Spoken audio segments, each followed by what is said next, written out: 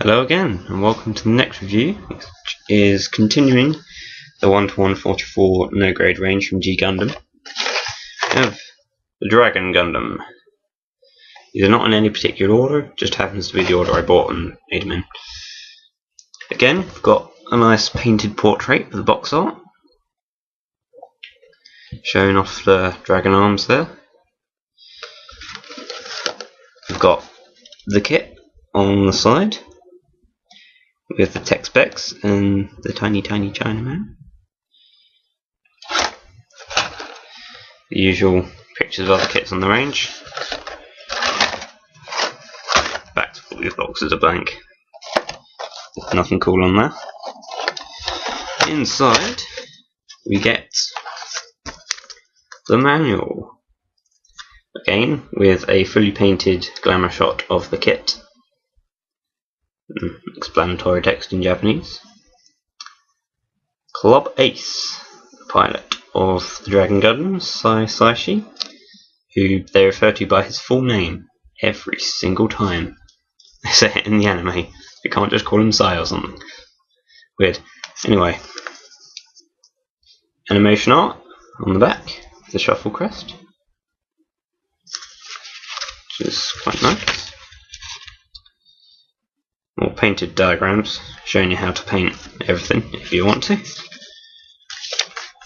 and the usual instructions. So once more, get that same frame of polycaps. It's just these two fellas. Rose didn't use them, and Dragon Gundam didn't use them either, so I don't know, guess they're left over. Got a white frame. But again, like the Rose, this is a slightly off-white, slightly greyish for the Dragon Gundam now, which I kind of like, but also kind of causes a couple issues which I'll mention later. Again, we have the A plate split in two. I call them the A plate, but the plates don't really. There's only two plates anyway, so got the green. It's a nice green actually. It's a slight sort of aqua green. Says the guy who's meant to be an artist. I don't know. Got nice golden yellow. Much more yellow parts than the Rose, and some lovely red. Finally, last but not least, the sticker sheet. Now, these are foil stickers, so they're shiny, rather than the regular ones on the Rose, and my irritation at the stickers from the last video must have carried back in time or something, because they are so much better on the Dragon Gundam. Can't even.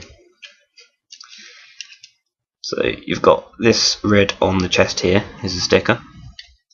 It's a flat sticker going onto a rounded part that's never going to work too well. But it's got 4 little splits in it, which will help it. They help it sort of fold better. The entire face is a sticker, so that's just a flat red.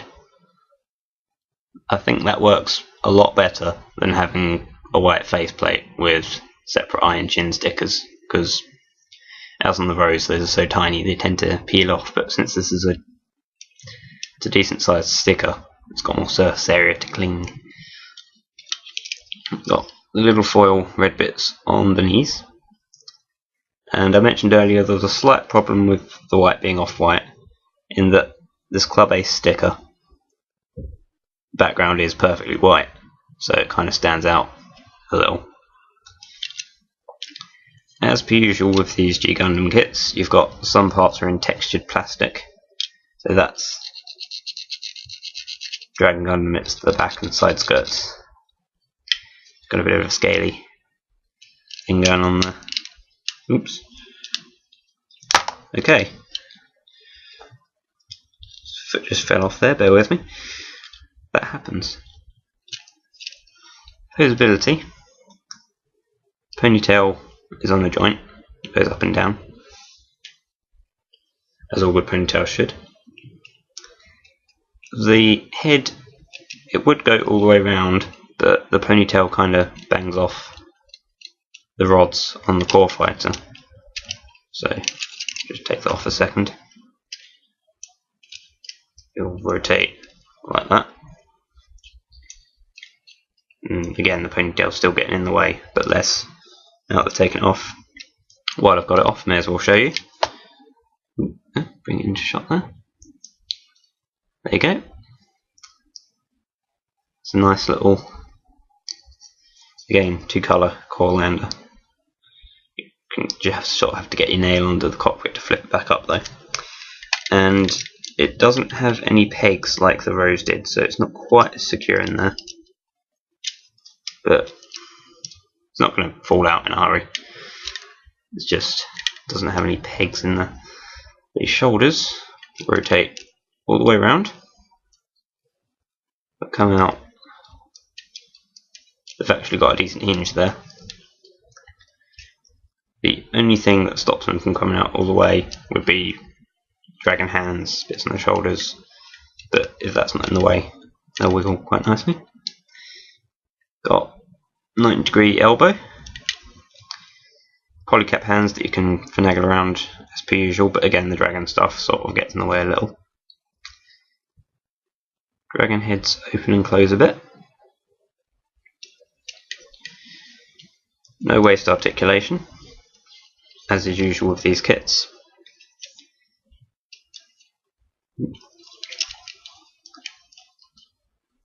Hips go forward about that far. If you force it a little further, the front skirts fly off as projectile weapons. Get you back on there. Oh yeah, that little polycap part, I didn't know what it did for the Rose.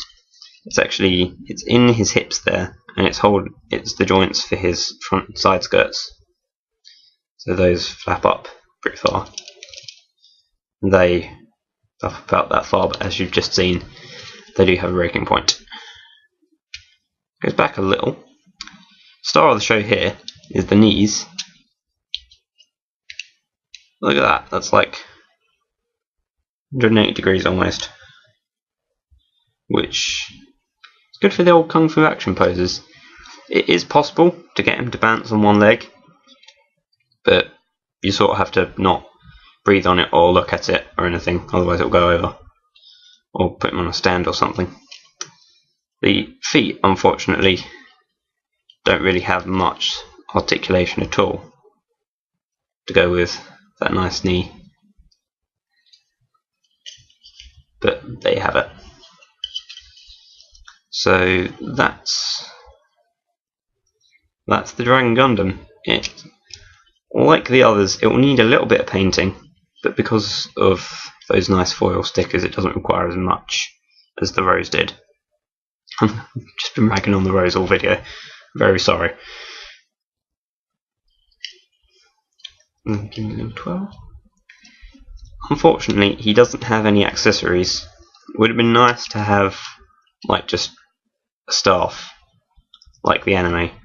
I mean, none of these come out, but having a full-length one for him to just hold would have been nice.